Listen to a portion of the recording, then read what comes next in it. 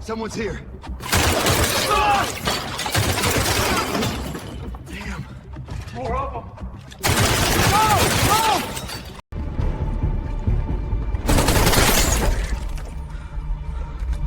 Two down. One more trying to fight. Engaged. Over in seconds. 9 of them. They told him he wouldn't make it through the first day. They said one man couldn't change the course of a battle. They were wrong. This is the story of a soldier who walked into hell and came back a hero. His name was Staff Sergeant David Bellavia, and what he did in the streets of Fallujah would become one of the most incredible acts of courage in modern American military history. November 10th, 2004, the Second Battle of Fallujah was raging. House-to-house combat, urban warfare at its most brutal. And in one single building, surrounded by enemy fighters, one American soldier was about to do the unthinkable. This is his story. This is Mission Iraq. Before we dive deep into that fateful night in Fallujah, you need to understand who David Bellavia was. He wasn't born a warrior. He was born in Buffalo, New York, in 1975. Just a regular American kid with big dreams and a restless spirit. Growing up, David was like any other teenager. He loved sports, hung out with friends, and tried to figure out what he wanted to do with his life. But there was something different about him. A fire inside that needed purpose.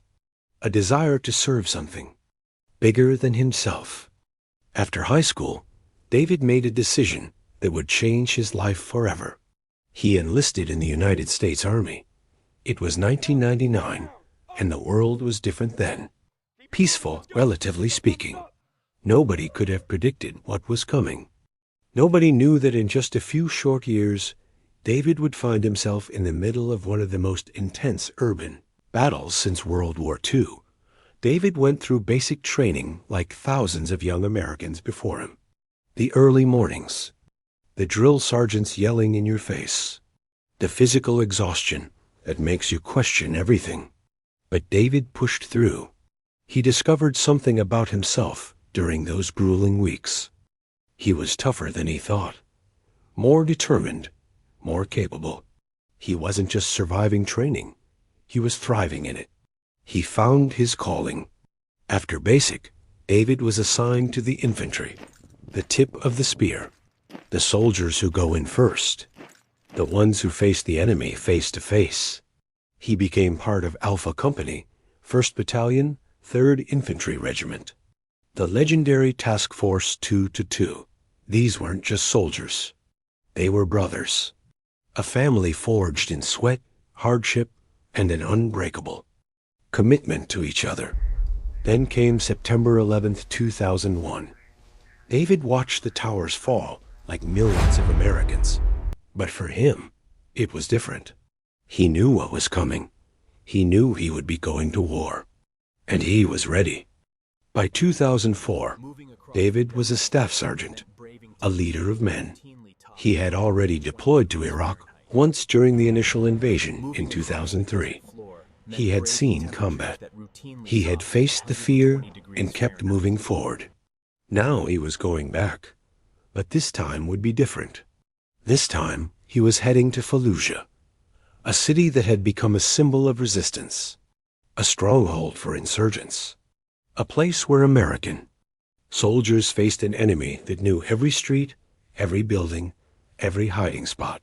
The mission was called Operation Phantom Fury. The goal was to retake Fallujah from insurgent control. It would become the bloodiest battle of the entire Iraq. War. November 2004. The streets of Fallujah were a nightmare.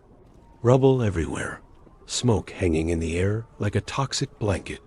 The sound of gunfire constant, relentless. David and his squad moved through the city block by block, clearing buildings, searching for enemy fighters. Keep moving, keep breathing, that's all. Every door could hide death. Every window could conceal a sniper. The stress was unbearable.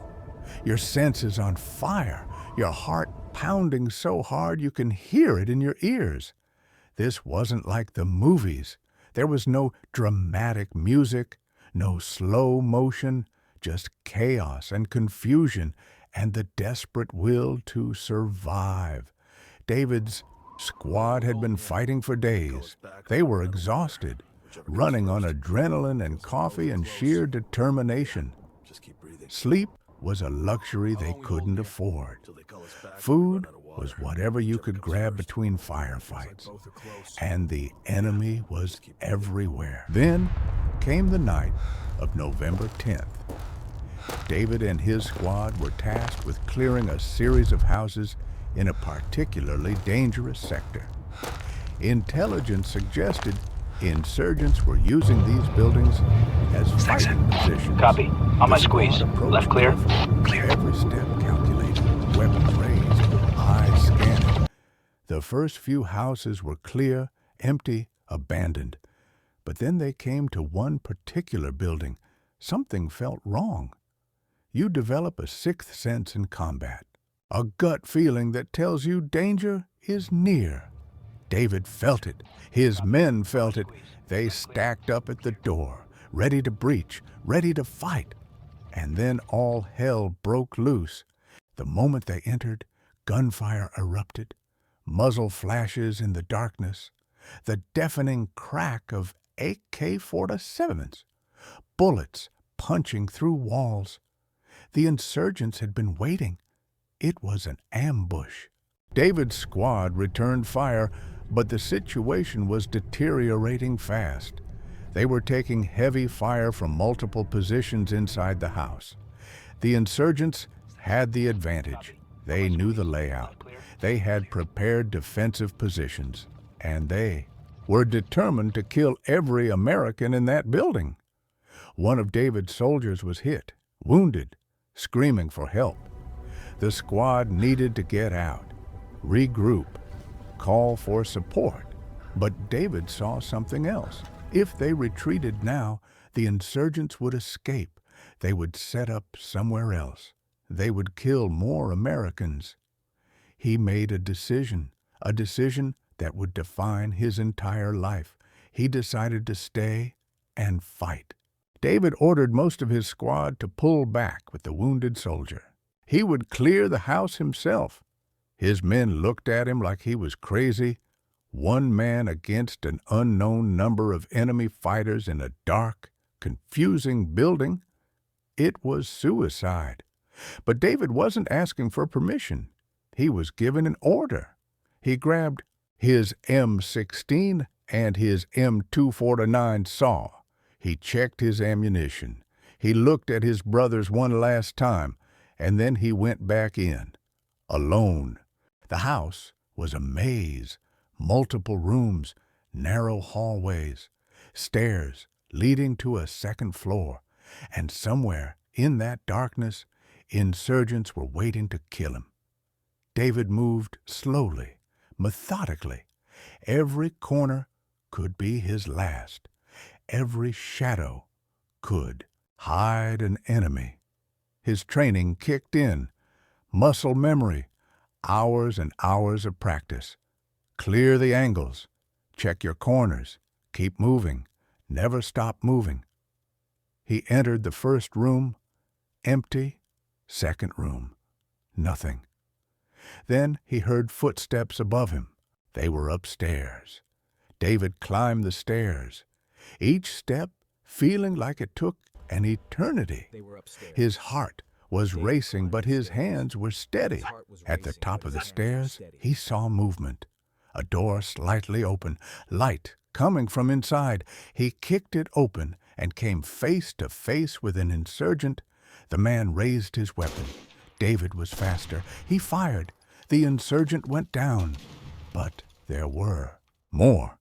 David heard shouting in Arabic, footsteps running. He moved into the room and saw two more fighters scrambling for their weapons. He engaged them both. Short, controlled bursts. The training never leaves you. Both insurgents fell. But David knew there were more in the house. He could hear them, moving, communicating, planning their next move. David cleared room after room. The fighting was close quarters, brutal, personal. This wasn't shooting at distant targets. This was looking your enemy in the eye, seeing the fear and the hate and the determination, and choosing to be faster, to be better, to survive. In one room, an insurgent jumped out from behind furniture. They grappled hand-to-hand combat. David used his rifle like a club, striking, fighting with everything he had. The insurgent was strong, desperate, but David was stronger. He overpowered the man and neutralized the threat. His ammunition was running low. His saw was empty. He switched to his M16. He had maybe 2 magazines left, but he could still hear movement in the house. There were more insurgents, and they knew he was alone now. They were setting a trap. David moved to the next room. It was darker. He couldn't see clearly. He heard breathing. Someone was in there. He fired into the darkness. An insurgent screamed and fell, but as David moved forward, another fighter appeared from a closet. The man fired. Bullets whizzed past David's head, so close he felt the heat. David dove behind a piece of furniture and returned fire. The insurgent ducked behind a wall. They were in a standoff, both trying to outmaneuver the other, both knowing only one would leave that room alive. David noticed a small mirror fragment on the floor. He angled it to see around the corner. The insurgent was reloading. This was his chance. David rolled out and fired in one motion. The insurgent didn't have time to react. He fell. But David heard more voices, shouting, coordinating.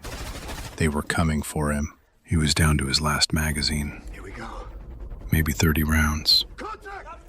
He had been fighting alone in this house for over an hour. Most soldiers would have been dead 10 times over. But David kept fighting. He moved to a hallway and saw 3 insurgents at the far end. They saw him at the same time. Everyone opened fire simultaneously. Bullets filled the air, tearing through walls, ricocheting off concrete. David took cover behind a support beam. The insurgents were advancing, working together. David knew he had to do something unexpected, something they wouldn't anticipate. He pulled a grenade from his vest, his last one. He pulled the pin, counted, and threw it perfectly down the hallway. The explosion was deafening in the enclosed space. Smoke and dust filled the air. David moved through the chaos. 2 of the insurgents were down. The third was wounded, but still trying to fight. David engaged him. It was over in seconds. Grenade! David stood in that hallway, covered in dust and sweat and blood, his ears ringing from the explosions and gunfire, his hands shaking now that the adrenaline was starting to fade. He did a quick count. He had eliminated at least 9 enemy fighters, by himself, in close quarters combat, in the dark. It was almost impossible to believe, but it had happened. He had survived. He called out to his squad. They had been outside, providing security, listening to the battle inside with horror and awe. They couldn't believe what they were hearing. When David finally emerged from that house, his squad just stared at him. He was alive. Against all odds, against all logic. He had cleared an entire enemy position by himself. But David didn't feel like a hero. He felt exhausted, relieved, grateful to be alive. He thought about his wife, his children back home, how close he had come to never seeing them again. The Battle of Fallujah continued for weeks after that night. David and his squad kept fighting, kept clearing buildings, kept pushing forward. They lost brothers in that city, good men who gave everything for their country. David carried their memory with him.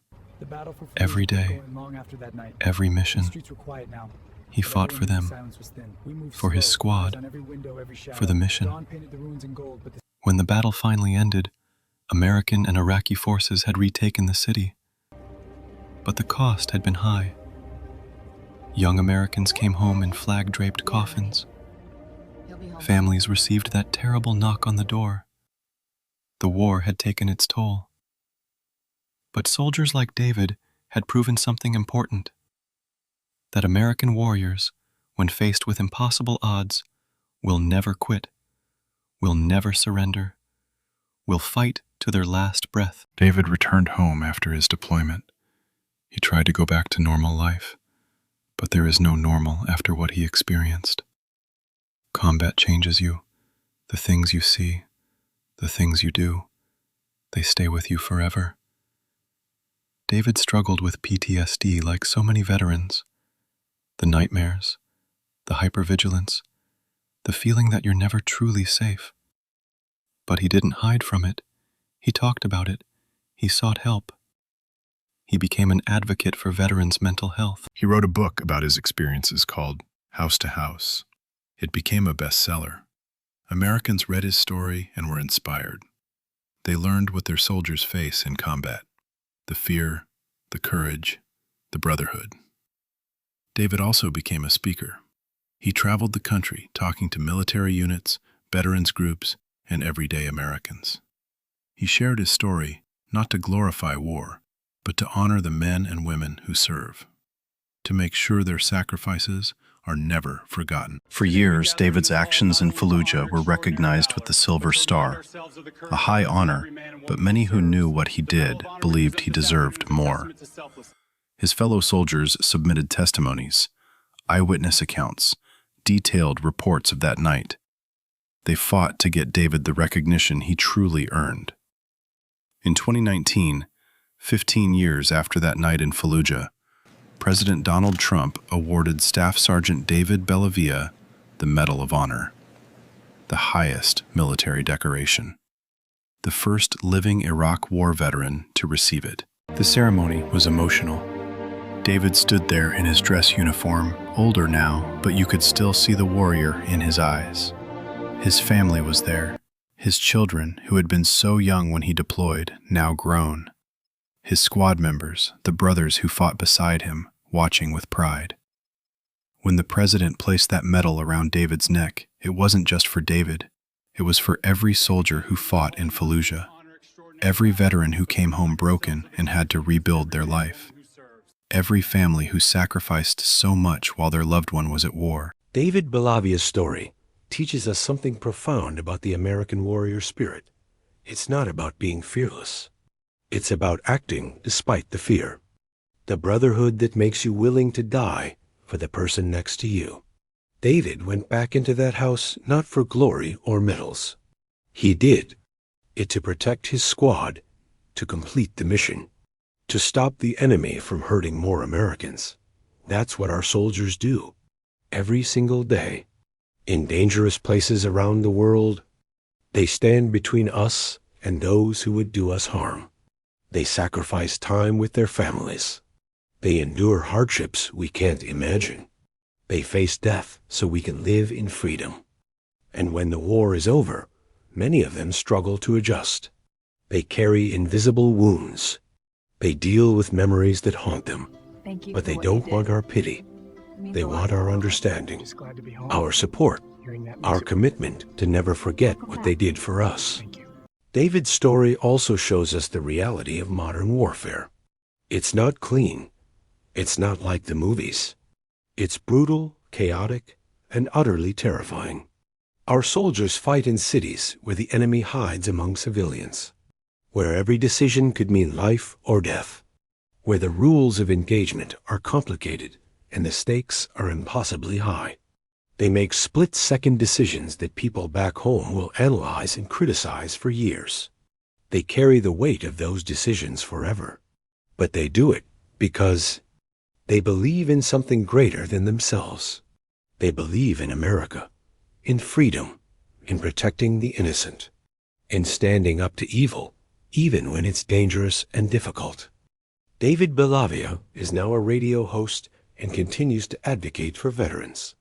He uses his platform to shine a light on the issues facing those who served: veteran suicide, homelessness, lack of proper health care, He doesn't let America forget its warriors. He doesn't let politicians make empty promises without being held accountable. He's still fighting, just in a different way. And his story continues to inspire new generations of Americans. Young people who hear what he did and feel that pull to serve, to be part of something bigger than themselves, to wear the uniform and stand in the gap. David tells them the truth. That military service is hard. That war is terrible. That you will be changed by it. But he also tells them that there is no greater honor than serving your country. That the bonds you form with your fellow soldiers will last a lifetime. That you will do things you never thought possible. That you will discover strengths you didn't know you had. The Battle of Fallujah has become a defining moment in American military history, like Iwo Jima or Normandy, a place where American warriors proved their mettle against a determined enemy, where young men and women showed incredible courage under fire, where the price of freedom was paid in blood. We must never forget Fallujah. We must never forget the soldiers who fought there, the ones who came home and the ones who didn't. They all answered the call. They all served with honor. And David Belavia's actions that November night represent the very best of what it means to be an American soldier. One man, alone in the darkness, facing impossible odds, and choosing to fight anyway, not because he had to, but because it might, because his brothers needed him, because the mission demanded it. This is what we ask of our soldiers. This is what they give us, and we owe them everything. We owe them our freedom, our safety, our way of life. We owe them our respect and our gratitude, not just on Veterans Day or Memorial Day, but every single day. When you see a veteran, thank them.